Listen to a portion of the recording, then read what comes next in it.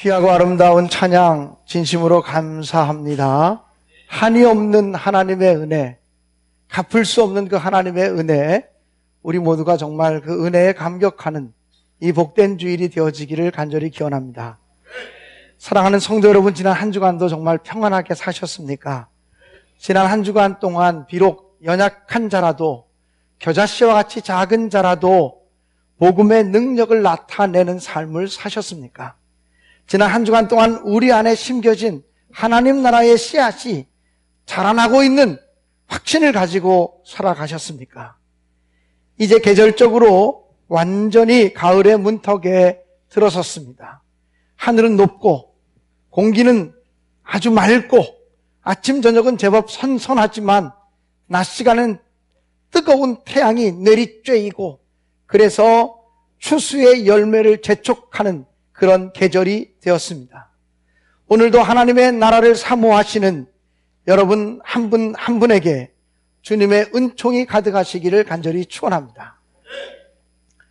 지난 4주 전부터 저는 하나님 나라에 관한 비유를 가지고 주일마다 여러분과 말씀을 나누기 시작했습니다. 오늘 여러분과 나누고 싶은 말씀의 주제는 누룩의 비유입니다. 천국은 마치 여자가 가루 서말 속에 갖다 넣어 전부 부풀게 한 누룩과 같으니라. 아주 짧은 한 절의 말씀입니다. 오늘 성경 본문에는 천국을 누룩과 같다, 아주 그렇게 분명하게 비유하고 있습니다. 오늘 이 누룩의 비유는 지난주 여러분과 말씀을 나누었던 겨자씨의 비유와 쌍을 이루는, 한 쌍을 이루는 그런 비유입니다. 두 비유 모두가 전하려고 하는 메시지가 같은데, 천국은 작게 그리고 소리 없이 성장해서 엄청난 결과를 가져온다는 것입니다. 다만 좀 다른 점이 있다면, 겨자씨의 비유가 하나님 나라의 외적인 성장을 말씀하는 것이라면, 누룩의 비유는 하나님 나라의 내적인 성장과 변화에 관해서 이야기하고 있는 것입니다. 하나님 나라는 분명히 외적으로도 성장하여 새들이 깃들일 만큼 크게 성장하고 자라가서 세상 모든 사람들의 피난처와 안식처가 되어질 것입니다. 그러나 내적으로도 성장해서 하나님 말씀의 씨앗이 떨어진 사람의 삶을 변화시키고, 그리고 하나님의 말씀을 가지고 살아가는 모든 사람들이 활동하는 삶의 영역과 세상을 부풀게 하고 변화시키는 능력이 되어질 줄로 믿습니다. 오늘 우리는 이 누룩의 비유를 통해서 하나님 나라의 성격과 모습을 조금 더 깨달아 알기를 원합니다. 누룩이란 빵이나 술을 발효시킬 때 쓰는 효모이고 발효제입니다. 그리고 이 비유 속에서 나타나고 있는 가루 서말의 밀가루란 원문에 보면 새스아, 이렇게 돼요. 새스아라고 하는 말을 새말로 번역을 했는데, 새스아라고 하는 말은 한 스아가 7.6리터 정도 되니까 약 22리터 정도 되는 밀가루입니다. 다시 말하면 22리터 정도 되는 밀가루 반죽을 의미하는 것입니다. 천국은 마치 22리터나 되는 커다란 밀가루 반죽에 어떤 사람이, 어떤 여인이 누룩을 집어넣은 것과 같다, 이렇게 표현하고 있습니다. 여러분, 많은 양의 밀가루 반죽이지만 그 반죽 속에 누룩이 들어가면, 즉 발효제가 들어가면 처음에는 아무런 일들이 일어나지 않는 것 같지만 시간이 지나가면서 서서히 누룩의 역사가 시작되어집니다. 소리 없이 아주 서서히 이 누룩은 밀가루 전체를 부드럽게 변화시킵니다. 그리고 아주 서서히 이 누룩은 밀가루 전체를 부풀리게 만들어서 모두가 다 누룩화시켜버리는 그런 역사를 이루게 된다는 것입니다. 하나님 나라가 마치 이와 같습니다. 언제나 하나님 나라의 시작은 언제나 미미하게 아주 작게 시작이 되어집니다. 그러나 하나님 나라의 복음의 씨앗이 일단 땅에 떨어지면, 사람의 마음밭에 떨어지면 서서히 그 사람의 삶이 변화되기 시작합니다. 그 사람의 삶이 부드러워지기 시작합니다. 그리고 서서히 우리의 삶 전체를 송두리째 변화시키고 바꾸게 되어질 것입니다. 가루 서말 속에 들어간 누룩이 밀가루 전체를 부풀게 하는 것처럼 우리의 삶 속에 떨어진 하나님 나라의 복음의 말씀과 하나님 나라의 역사가 우리의 삶 전체에 하나님 나라의 확장을 가져오게 될 것이라고 하는 사실을 선포하고 있습니다. 그러므로 오늘 이 누룩의 비유는 하나님 나라의 내적인 성장과 내적인 변화에 대해서 분명한 말씀을 주시는 비유라고 말할 수 있습니다. 지난 한 주간 여주 서지방에 가서 부흥성회를 인도하면서 시간마다 제가 쉬는 시간에 금주 누룩의 비유를 가지고 말씀을 전해야 되는데 어떤 말씀을 전할 것인가를 가지고 말씀을 계속 묵상하기 시작했습니다. 왜냐하면 사실 마태복음 13장에 나타난 7가지의 천국의 비유는 조금 내용만 다를 뿐 사실은 다 천국에 관한 이야기, 하나님 나라에 관한 이야기이기 때문에 매주 똑같은 비유를 이야기한다는 것은 똑같은 설교가 반복되어질 수밖에 없는 그런 구조를 가지고 있습니다. 그렇기 때문에 어떻게 똑같은 하나님 나라에 관한 이야기를 하면서도 특별히 오늘은 4주째 하나님 나라에 관한 이야기를 하는데 지난주 설교와 또 지지난주 설교와 번복됨이 없이 새로운 이야기를 전할 수 있을까에 대한 고민이 저에게 있었습니다.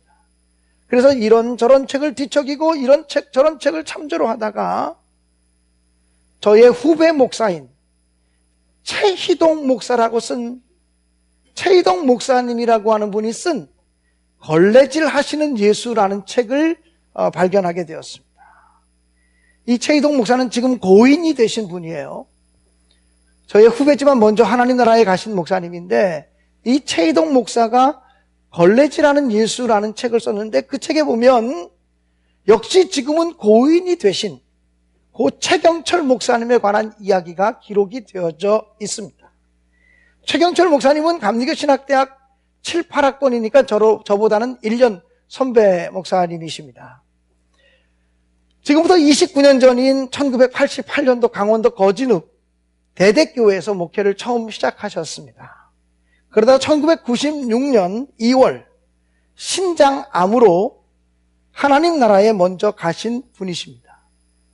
30대의 젊은 나이에 하나님 나라에 가신 목사님이십니다. 그 최희동 목사님이 쓰신 걸레질하시는 예수라는 책에 보면 이 최경철 목사가 강원도 거진읍 대대교회에 나가서 목회를 시작할 때 이야기가 한 토막 기록이 되어져 있어요. 제가 그냥 읽어드리면 좋을 것 같습니다. 1988년 강원도 고성으로 아들이 첫 목회를 나갔어요. 부임한 지 얼마 되지 않아 아들이 목회하는 교회가 어떠한 교회인지 애비로서 한번 보고 싶었어요. 여러 개의 고개를 넘어 대대교회에 와보니 정말 마음이 무겁더라고요. 교회는 조그만 시골집을 세를 내어 있었어요. 아들은 그곳에서 숙식도 하고 예배도 드리고 있었는데 교회에 들어가서 기도하려고 하니 도무지 기도가 나오지 않더군요. 아들이 고생하는 것이 꼭 애비가 지은 죄가 많아서 그런 것 같기도 하고 가슴이 아프더라고요. 그래서 아들에게 말했어요. 너같이 똑똑하고 너같이 많이 배우고 너같이 능력 있는 사람이 이 산골에 와서 이렇게 있을 이유가 무엇이 있느냐고. 지금 당장 이 애비를 따라서 원주로 가자. 내가 아는 여러 목사님들에게 부탁해서 좀 살만한 교회를 알아보도록 하자. 어서 일어나 애비랑 같이 가자. 그랬더니 아들 목사는 아버지 여기를 제가 떠날 수가 없습니다. 아니 왜 떠날 수 없다는 거냐? 저희 교인 때문에 떠날 수가 없습니다. 교인 때문이라고? 교인이 몇 명이나 있는데 교인이요? 한 명이 있습니다. 여러분, 이 최 목사님의 아버님은 그때 이렇게 얘기했다고 합니다. 이런 느낌을 받았다고 합니다. 이 애는 이제 내 아들이 아니라 하나님의 사람이구나. 하나님의 아들이로구나. 이렇게 생각했다는 것입니다. 여러분, 살만한 교회를 좀 알아보자는 아버지의 마음이 이해가 되지 않습니까? 교인 하나뿐이 없는 산골교회 가서 목회라고 시작하는 아들을 보면서 너무나 안타까워서 야, 짐 싸가지고 가자. 어떻게 이런 데를 교회라고 왔니? 짐 싸가고 가자. 아버지가 아는 목사들 좀 덜어 있으니까 여러 많으니까 살만한 교회 좀 알아보자. 이렇게 얘기하는 아버지의 마음이 충분히 이해가 되지 않습니까? 그런데 교회를 떠날 수 없다고. 왜 교회를 떠날 수 없냐고 물었더니 교인 때문이라고. 교인이 몇 명이 있는데 그러냐 그랬더니 한 명의 교인 때문에, 한 명 교인이 있기 때문에 떠날 수 없다고 얘기하는, 지금은 고인이 되신 최병철 목사님의 마음도 읽혀지지 않습니까?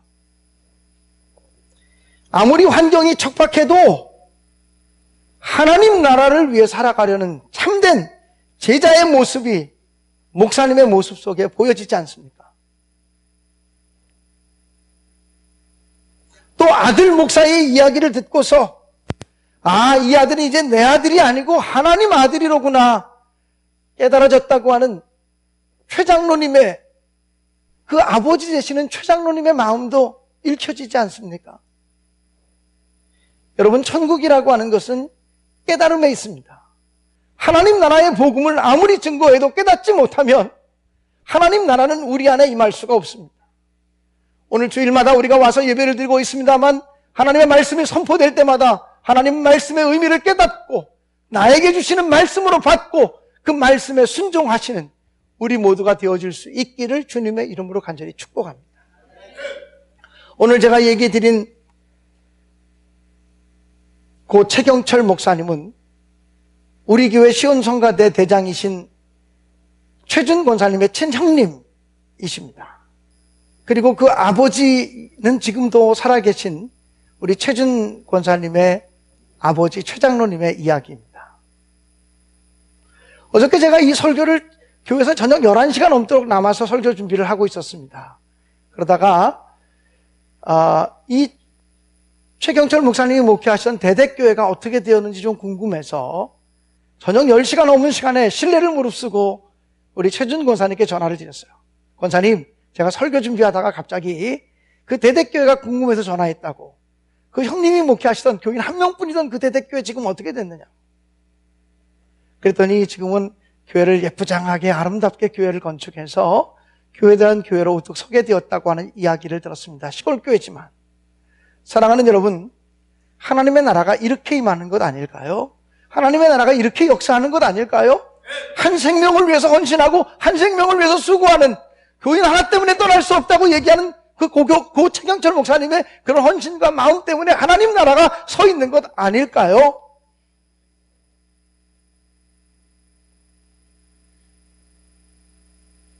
이 설교를 준비하면서 지금은 아버지 되시는 최장로님께서 치매가 오셔서 가정에 머물 수가 없어서 얼마 전에 요양소에 들어가셨다는 이야기를 들었습니다. 그래서 설교를 준비하다가 설교 준비를 잠시 멈추고 손을 모아서 우리 최장로님의 건강을 위해서 기도하는 시간을 잠시 갖기도 했었습니다. 여러분, 하나님 나라를 우습게 여기지 마십시오. 하나님 나라는 가루 서말 속에 들어간 누룩처럼 눈에 보이진 않지만 분명한 역사를 이루는 것입니다. 그리고 소리 없이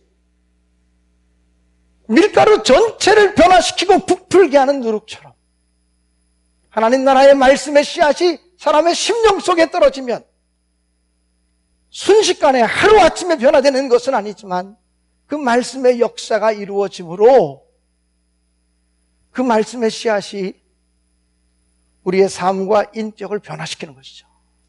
그리고 제대로 예수 믿는, 제대로 복음의 씨앗을 간직한 사람이 가정 속에 들어가면 그렇다고 해서 한순간에 가정이 변화되는 것은 아니지만 제대로 예수 믿는 누룩과 같은 한 사람의 생명력 있는 믿음을 통해서 그 가정이 변화되는 거죠. 그 사람이 직장에 들어가면 그 한 사람 때문에, 예수 믿는 한 사람 때문에 순식간에 무슨 직장이나 일터가 바뀌는 것은 아니지만 소리 없이 역사하는 누룩처럼, 소리 없이 전체를 부드럽게 하고 부풀어 오르게 만드는 누룩처럼 많은 시간이 걸리겠지만, 그리고 많은 인내의 시간이 또한 필요하겠지만 분명히 하나님 나라는 전체를 변화시키는 영향력 있는 내적 성장을 분명히 가져오게 될 줄로 분명히 믿습니다. 예전에 기독교를 핍박하던 사람들이 예수 믿는 사람들을 보면 연병에 걸렸다 그랬습니다. 우리가 사도행전을 읽다 보면 바울 사도도 그 말을 들었습니다.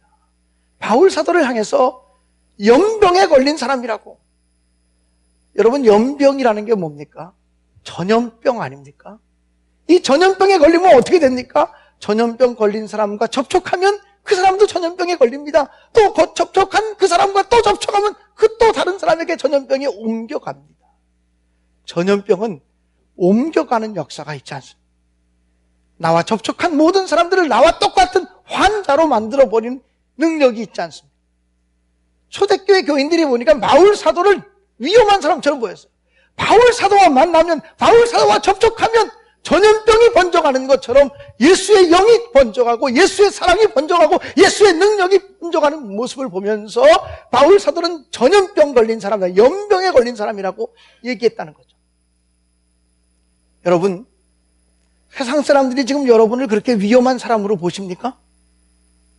세상 사람들이 여러분을 볼 때 그렇게 영향력 있는 사람, 다이나믹한 힘과 능력을 갖춘 사람으로 바라보고 있느냐라고 하는 거예요. 아이, 저 사람 교회는 다니지만 우리와 똑같아. 다른 거 하나도 없어. 말하는 거 봐라, 우리하고 다른가. 생각하는 거 봐라, 우리하고 다른가. 사업하는 거 봐라, 우리하고 다른가. 자식들 교육하는 교육관 봐라, 우리하고 다른가. 남할 때 싸우는 것 봐라, 싸울 때 좀 봐라, 우리하고 다른 게 뭐가 있나. 똑같지 않냐. 여러분, 오늘날 예수 그리스도인들의 문제는 뭐냐면 세상 사람들과 너무나 똑같아지고 있다는 거예요. 성도라고 하는 구별된 이름을 가졌음에도 불구하고 교회에 이 시간 나와 있는 것 외에는 세상 사람과 너무나 똑같아지고 있다는 거예요. 여러분, 세상 사람들이 자식들에 대해서 소망을 받는 마음과 예수 믿는 우리 부모들이 자식들에 대해서 소망을 받는 마음이 똑같다면 우리가 영적으로 병든 거 아니겠습니까? 세상 사람들이 직장과 출세와 그리고 잘 되는 것에 대한 기준을 가지고 있는 것과 예수 믿는 우리들이 잘 되는 것에 대한 기준을 갖는 것이 똑같다면 우리 안에 무슨 예수의 생명력이 있다고 감히 말할 수가 있겠습니까?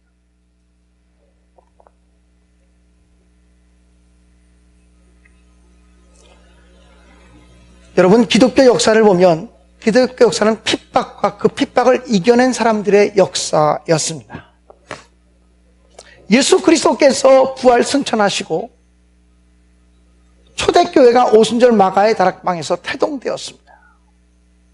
오순절 마가의 다락방에서 120명의 성도들이 기도하다가 성령을 받게 되고 그곳에서부터 놀라운 그 복음의 역사, 교회의 역사가 시작이 되었습니다.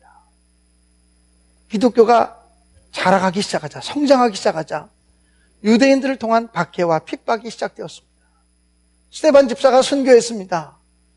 그 박해와 핍박 때문에 더 이상 예루살렘에 머물 수가 없어서 12명의 사도를 제외한 모든 그리스도인들이 예루살렘을 등지고 떠나게 되었습니다. 사마리아로, 온 유다로, 그리고 땅끝까지 가게 되었습니다.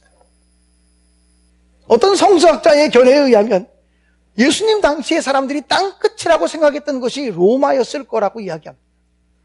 왜냐하면 그 당시 로마가 온 세계를 지배하고 있다고 믿었기 때문에 온 세계를 통치하는 가장 강력한 강대국이요 통치의 세력이 로마였기 때문에 로마가 땅끝이다 라고 생각할 수도 있었다는 것입니다. 그런데 기독교 복음이 증거되면 증거될수록 로마의 세력은 기독교에 대해서 호의적이지 않았습니다. 대단히 강력한 반대 세력으로 등장하게 되었고 기독교인들을 핍박하고 박해하기 시작했습니다. 적어도 250년 동안 기독교인들에 대한 박해는 지속적으로 계속되었습니다. 예수 믿는다는 이유 때문에 붙잡혀서 옥에 갇혀지게 되었습니다. 예수 믿는다는 이유 때문에 초창기 그리스도인들은 사자의 밥이 되기도 했고 불에 살라져 죽기도 했습니다. 예수 믿는다는 이유 때문에 사람들 사이에 살 수가 없었고 무덤 속에 들어가서 무덤 속에 살았습니다. 그 초대 그리스도인들이 살았던 그 무덤을 카타콤베라고 말하지 않습니다. 여러분, 그런데요, 313년 콘스탄티누스 대제가 어느 날 갑자기 기독교를 로마의 국교로 공포하게 됩니다. 오늘부터 이 로마의 국교는 기독교다. 기독교를 그렇게 박해하던 로마의 강력한 세력이, 그 강력한 권력이 어느 날 하루아침에 로마의 국교를 기독교로 선포하게 됩니다. 어떻게 이런 일이 가능할까요? 어떻게 이런 일이 일어났을까요? 여러 가지로 설명할 수 있을 것입니다만 제가 읽었던 기독교 역사 자료에 의하면 이런 이야기도 있습니다. 로마가 강력하게 성장하고 그리고 세계를 제패하기 시작했을 때 시간이 흘러가면서 로마는 점점 영적으로 도덕적으로 타락해졌고 문란해졌다는 것입니다. 그래서 그 당시 로마 사람들이 가지고 있는 프리섹스, 성적인 문란함이 극에 달할 정도가 되었다는 거죠.